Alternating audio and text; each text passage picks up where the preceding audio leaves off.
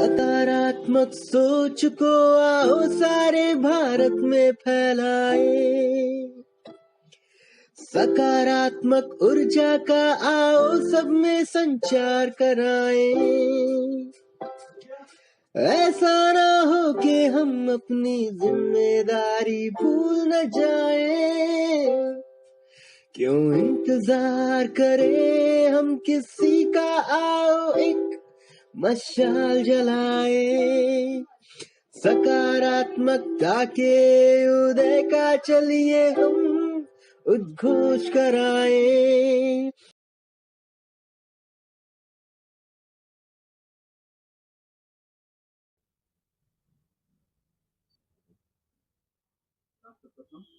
भारत एक परिवार विश्व में।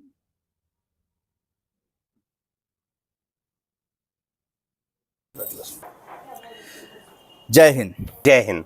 इस वक्त हम लोग साधक ओम प्रकाश जी के निवास पर हैं और साधक ओम प्रकाश जी के सुपुत्र डॉक्टर किशोर झुनझुनवाला जी, जो कि इस समय मेदांता हॉस्पिटल में है पटना के, और इससे पहले नालंदा मेडिकल कॉलेज हॉस्पिटल में डॉक्टर थे।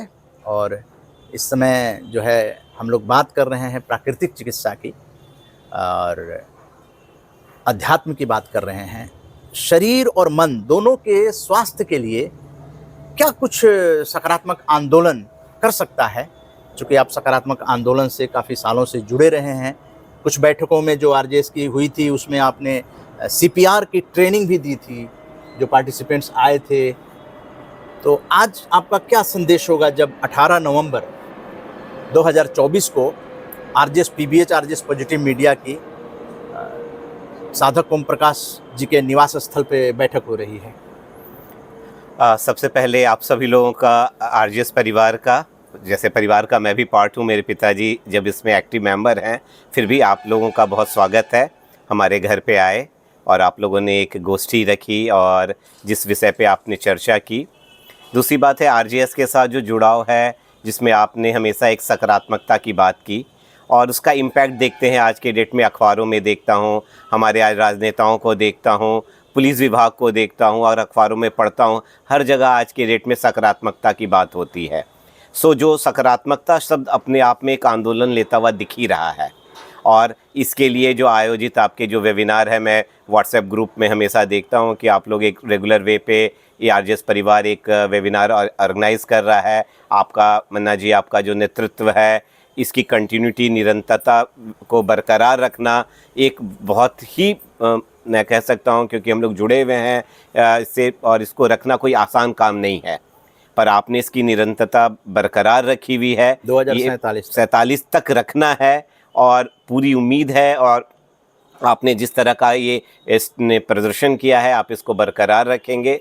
और ये जो संदेश हर हफ्ते और वीक में भी आजकल कुछ और दिन भी जो ऐड हो गए हैं, जो लोगों तक पहुंच रहा है, एक आंदोलन अपने आप में स्वतः बनते जा रहा है। आप देखें कि आज जहां भी पत्रकारिता की बात होती है, पहले आती है नकारात्मकता को कैसे रोका जाए, कैसे सकारात्मक हों।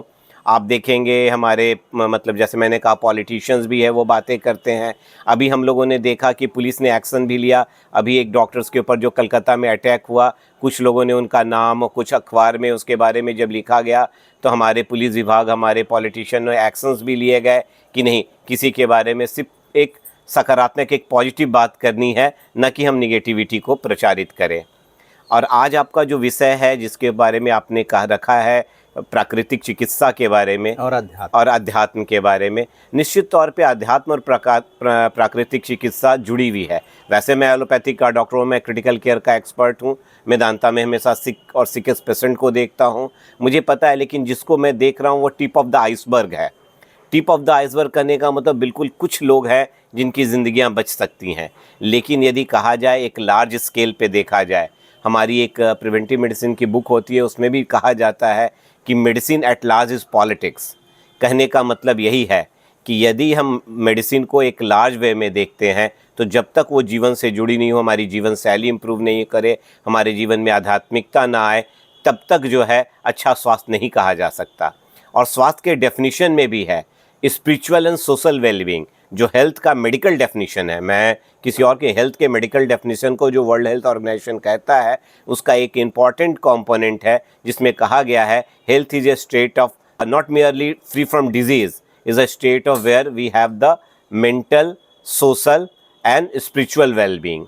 तो mental, social and spiritual well-being are very very important component. हम कहते हैं कि जितनी भी बीमारियां हैं आज के डेट में, अधिकतर बीमारियां हमारी जीवन शैली की है या मन के अशांत होने की वजह से है। जिस तरह से साइकेट्रिक इलनेस बढ़ रहे हैं, जिस तरह से बीमारियों का रुझान बढ़ रहा है, डायबिटीज़, हाइपरटेंशन, हार्ट की बीमारी, ये सब बढ़ रही हैं। हम तो बीमार होने के बाद इलाज कर रहे हैं, पर बीमार ना ही हुआ जाए ये सबसे अच्छी स्थिति है। और इसके लिए ज़रूरी है इसी तरह के आप जैसे आपके प्रयास है सकारात्मक आंदोलन के, जिस तरह से आप पब्लिक अवेयरनेस क्रिएट कर रहे हैं, लोगों को अध्यात्म के बारे में बता रहे हैं, प्राकृतिक चिकित्सा के बारे में बता रहे हैं, ये सारी चीज़ यदि जीवन शैली और अध्यात्म हमारे जीवन में शामिल हो जाए तो निश्चित तौर पे मैं कह सकता हूँ कि जो टिप ऑफ आइसबर्ग हम बीमार का इलाज करते हैं और आप बीमार होने ही नहीं देंगे, आध्यात्मिकता और हमारी प्राकृतिक चिकित्सा पद्धति। अच्छा डॉक्टर किशोर जी, होता क्या है कि दोनों ही चिकित्सा पद्धति शरीर के लिए आवश्यक मानी गई है, लेकिन होता क्या है कि एक दूसरे पर जो है आरोप प्रत्यारोप लगाए जाते हैं कि जड़ी बूटियों से ऐसे किया जाता है। एलोपैथिक चिकित्सा पद्धति जो है वो शरीर को रोग प्रतिरोधक क्षमता नष्ट करती है या उसके साइड इफ़ेक्ट्स होते हैं। तो इस पर आपका क्या कहना है कि ऐसा आरोप क्योंकि अलग अलग अब क्रिटिकल स्थिति में प्राकृतिक चिकित्सा क्या काम करेगी और एलोपैथिक चिकित्सा की कब शुरू करना चाहिए या जीवन में प्राकृतिक चिकित्सा का पहले पालन करना चाहिए, इस पर आपकी क्या बेबाक राय है? देखिए, एक सीधी सी बात है, हर किसी का एक लिमिट है। यदि हम अपने लिमिट को जान रहे हैं, जब हमें पता है कि हम कहाँ तक कर सकते हैं और कहाँ तक क्या चीज़ें हैं, दोनों, मैं तो बचपन में पापा के साथ जाता था, पॉलीपैथी की बात होती थी, सर्वधारा चिकित्सा की बात होती थी। बिहार एक सर्वधारा चिकित्सा पद्धति के विषय में बात करता था। सर्वधारा चिकित्सा पद्धति एक दूसरे का सम्मान करना सिखाती है, एक दूसरे का विरोध करना नहीं सिखाती है। अब सम्मान तभी होगा ना यदि जहाँ तक हम अपने हर एक लिमिट को जाने, मेडिकल साइंस के एडवांसमेंट को जाने, बीमारी के बारे में सीखे। दिक्कत कहाँ आती है? जब झूठे वादे किए जाते हैं। यदि वादे झूठे ना हो और चीज़ों को हम लोग यदि सही तरीके से एक दूसरे के पूरक बने तो निश्चित तौर पे आएगा। पहले प्राकृतिक या बाद से ज़्यादा महत्वपूर्ण है मरीज का एक टोटल, कहते हैं ना, एक संपूर्ण चिकित्सा होनी चाहिए, उसमें सबका योगदान है, चाहे प्राकृतिक चिकित्सा हो चाहे आयुर्वेदिक चिकित्सा। आयुर्वेदिक चिकित्सा भी हमारे देश से ही उत्पन्न हुई और आप देखेंगे कि आज भी सुश्रुत और चरक के विषय में पूरी दुनिया पढ़ती है। मैं गया हुआ था, सिडनी गया हुआ था, वहाँ के एक मेडिकल लाइब्रेरी में देखा, मेडिकल हॉल में गया, वहाँ विश्वविद्यालय में देखा कि सुश्रुत की मूर्ति लगी हुई है। ऐसा थोड़ी कि सुश्रुत और चरक को पूरा विश्व मानता है, लेकिन दिक्कत क्या हो गई है? आधी अधूरी ज्ञान का, जहाँ चाहे एलोपैथिक में हो, चाहे होम्योपैथिक में हो, चाहे आयुर्वेदिक में हो, आधे अधूरे ज्ञान वाले लोग इस प्रोफेशन में एक दूसरे के ऊपर आरोप लगा रहे हैं। जहाँ ज्ञान होगा वहाँ पर कोई आरोप नहीं हुआ, क्योंकि पता है कि होम्योपैथ में ये कर सकते हैं, एलोपैथ में ये कर सकते हैं, आयुर्वेद से हम लोग ये कर सकते हैं, और मरीज को निस्वार्थ तरीके से देखें। सपोज दैट कुछ जांच करानी है, यदि साइंटिफिक ट्रीटमेंट करेंगे कहीं कोई परेशानी नहीं होगी। जी, तो बहुत अच्छा लगा कि प्राकृतिक चिकित्सा, एलोपैथिक चिकित्सा और अध्यात्म, इन सब का सम्मिश्रण जो है आज अमृतकाल का सकारात्मक भारत उदय जो 282वां अंक साधक ओम प्रकाश जी, श्रीमती कौशल्या देवी जी के निवास स्थान कदम कुआं, नाला रोड, पटना में हो रही है 18 नवंबर 2024 को। तो निश्चित रूप से इस तरह की बैठकें करने के लिए आरजेसीएम्स आगे आएँ, क्योंकि पॉजिटिव मीडिया का ये फ़र्ज़ है कि आपकी बातों को दूर पहुंचाया जाए। और इस पर क्या आपकी शुभकामनाएं होंगी कि हम लोग 15 जनवरी को प्रवासी भारतीय दिवस मनाना चाह रहे हैं और हॉल भी बुक हो गया है दिल्ली में, और 19 जनवरी को देशीय प्रवासी जो अलग अलग प्रदेशों में रह रहे हैं प्रवासी, उनके भी समस्याएं, दुख दर्द और उनकी भावनाओं को विचार विमर्श करने के लिए 2 दिन हम लोग दिल्ली में सम्मेलन करने जा रहे हैं। इसकी क्या शुभकामना? नहीं, मेरी बहुत बहुत शुभकामनाएं हैं। एक बहुत ही सराहनीय कार्य है जहाँ पर अलग अलग विचारधारा के लोग, अलग अलग जो समाज से जो कभी अपने को कटा हुआ महसूस करते हैं, आपने उनको जोड़ने का एक प्रयास किया है। ये भी किसी को भी जोड़ना ही सकारात्मक है। प्रवासी है के जो लोग आएंगे, तो पूरे विश्व के जो लोगों को आपने जो जोड़ने का किया है, और उनका एक ही ध्येय के साथ कैसे दुनिया में पॉजिटिविटी स्प्रेड हो, इस विषय पे लोग नहीं मिलते हैं।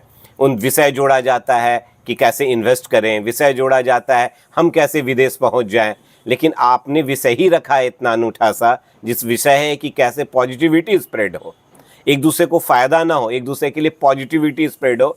एंड ये एक बहुत ही सराहनीय आपका प्रयास है, और मुझे लगता है इससे सारे लोग जुड़ेंगे, अपनी तकलीफ़ों को आपके साथ शेयर करेंगे, अपनी खुशियाँ शेयर करेंगे, इनसे एक पॉजिटिविटी स्प्रेड होगी और एक बहुत ही अच्छा संदेश जाएगा। मेरी आपके लिए हमारे तरफ से आपको बहुत बहुत शुभकामनाएं इन एडवांस एक फॉर अ सक्सेसफुल मीटिंग। और ये जो प्रवासी भारतीय दिवस है, 9 जनवरी 1915 को महात्मा गांधी जब साउथ अफ्रीका से भारत लौटे थे, वो 9 जनवरी 1915 को लौटे थे। तब से 9 जनवरी फिक्स किया गया प्रवासी भारतीय दिवस को रूप में, और भारत सरकार का उड़ीसा भुवनेश्वर में 8 से 10 जनवरी को 2025 में सम्मेलन हो रहा है। वहाँ से जब लौटेंगे लोग दिल्ली, तो हम लोग चाहेंगे कि जितने भी प्रवासी आएँ, उन प्रवासियों का जो विदेश में रह रहे हैं, एनआरआईज हैं, डायस्पोरा हैं, उनका हम लोग सम्मान करेंगे। पूर्व सूचना देकर कोई भी आएगा तो मोमेंटो सर्टिफिकेट वगैरह हम लोग उनको प्रदान करेंगे, यानी सम्मान समारोह जो है वो हम लोग करेंगे। और जो अलग अलग राज्यों के लोग प्रवास कर रहे हैं, अलग अलग राज्यों में अपने मूल स्थान को छोड़कर, तो वो उन लोगों को भी हम लोग चाहते हैं कि वो लोग आएँ पूर्व सूचना देकर। उन सभी लोगों का सम्मान जो है करने का ये प्रोग्राम किया गया है। तो महात्मा गांधी के आगमन को लेकर ये दिवस मनाया जाता है, जब भारत लौटे थे वो। इस पर आपका क्या संदेश होगा? महात्मा गांधी ने एक बहुत अच्छी, उनकी जो एक सबसे बड़ी लाइन यही कहते थे, वसुधैव कुटुंबकम। उन्होंने हमेशा कहा वर्ल्ड सिटीजन। हम अपने स्कूल में भी पढ़ते थे उनका एक आलेख, जिसमें उन्होंने बड़े अच्छे से विस्तार से रखा है कि वर्ल्ड एज ए सिटीजन। उन्होंने अंग्रेजों का विरोध किया पर अंग्रेजों को नुकसान नहीं पहुंचाया, अहिंसा का मार्ग अपनाया, पूरे देश में बंधुत्व की बात की, विश्व बंधुत्व की बात करते थे। और उनके इस दिवस को बनाना प्रवासी भारतीयों का, इससे शुभ और क्या बात हो सकता है, जिसका पूरा जीवन ही इसी बात पे समर्पित था कि पूरी वसुधा ही कुटुंब है। और वो प्राकृतिक चिकित्सा के समर्थक भी थे, अपने जीवन में भी प्राकृतिक चिकित्सा को उन्होंने अपनाया। तो ये देखिए कैसा मतलब समागम हो रहा है कि आज प्राकृतिक चिकित्सा दिवस है 18 नवंबर, जिस दिन ये बैठक हो रही है, और महात्मा गांधी को याद किया जा रहा है, जिन्होंने प्राकृतिक चिकित्सा को अपने जीवन में अपनाया था। और तो ये भी चीज़ें हैं। तो डॉक्टर किशोर झुनझुनवाला जी, आप इस बैठक में आए और आपने समर्थन किया। लगातार आपका समर्थन हम लोगों को मिलता रहे, 2047 तक हम लोग इस अभियान को आगे बढ़ाएं।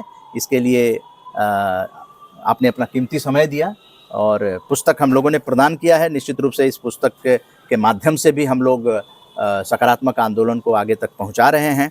उसके बाद आरजेएस युवा टोली का सम्मान किया गया पटना, बिहार को। तो बहुत बहुत धन्यवाद डॉक्टर किशोर झुनझुनवाला जी। नमस्ते। नमस्ते। आरजेएस जय हिंद के नारों से अपना देश जगाए, आरजेएस वंदे मातरम से सारी सरकार जगाए। सकारात्मक सोच को आओ सारे भारत में फैलाए।